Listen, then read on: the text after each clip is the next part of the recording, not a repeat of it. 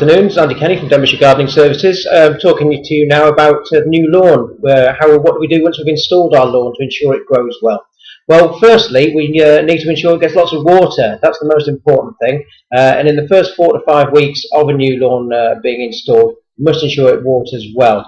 If the lawn has been put in correctly, it would have been put in well-drained soil, then with some quality-rich topsoil on top of it, and then the lawn on top of that.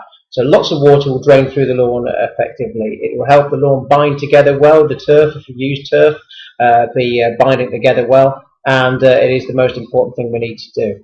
Alright, you can cut the lawn. There's a bit of a misnomer about cutting the lawn. You can cut the lawn within 2 weeks of it being installed. What I would recommend is that the lawn blades are set 1.5 inches and you cut over lightly, just taking the tops off. It's March now, so obviously March and April along with September are the best times to lay a lawn. So whilst the atmosphere and the water and there's water in the air. So what we need to do is ensure that once it's laid, there's enough water on it. Cut it at a height that is reasonable, 1.5 inches blades, as I say.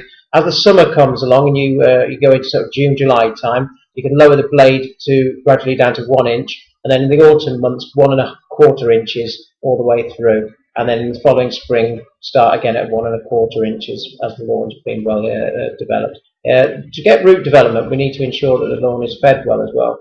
You can put a fertilizer down relatively soon after the lawn's made. If you actually put down the lawn in March, April, you want to put a spring fertilizer down, which is again high in nitrogen. Go down to the garden shops and ask for one of those.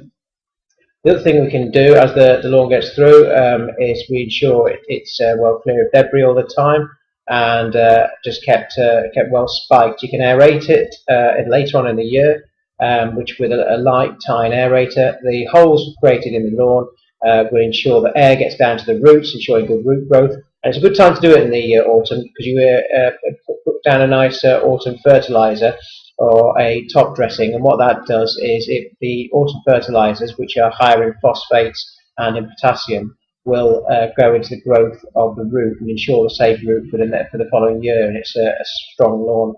Then obviously come the following year you can put another nitrogen fertilizer down, which will ensure that the lawn remains green and strong and grow well throughout the year.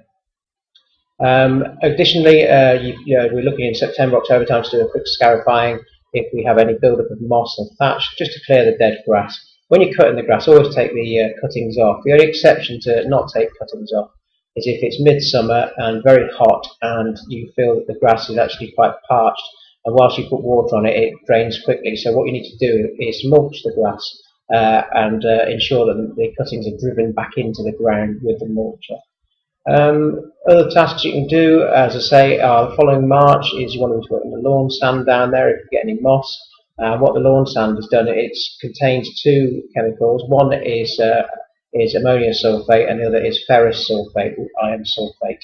And what those chemicals do, the iron prevents the moss buildup, and the ammonia sulfate aids healthy growth of the root system. That's quite a good thing to do in the spring. The moss will go very black, so you need to get rid of the moss once it's killed, and you scarify that off with a tine rake or a power scarifier. And that's really it. There's always other things you can do to a lawn, but they're the things you should do. Avoid animals and pets, children, and such like on the lawn for the first couple of weeks. But after that, it looks okay. It beds in quite quickly. You've got to give it the best possible start. The best possible start is by how it's laid in the first place. But they're the treatments that you can do for a lawn, and that will ensure a good quality green lawn, healthy growth, and relatively weed-free as well. All right, that's Andy Kenny, Denbighshire Gardening Services. Log on to www.denbighshiregardening.co.uk, Facebook, Denbighshire Gardening Services, Andy Kenny at ymail.com, 0778 7878 220. Cheers now, bye.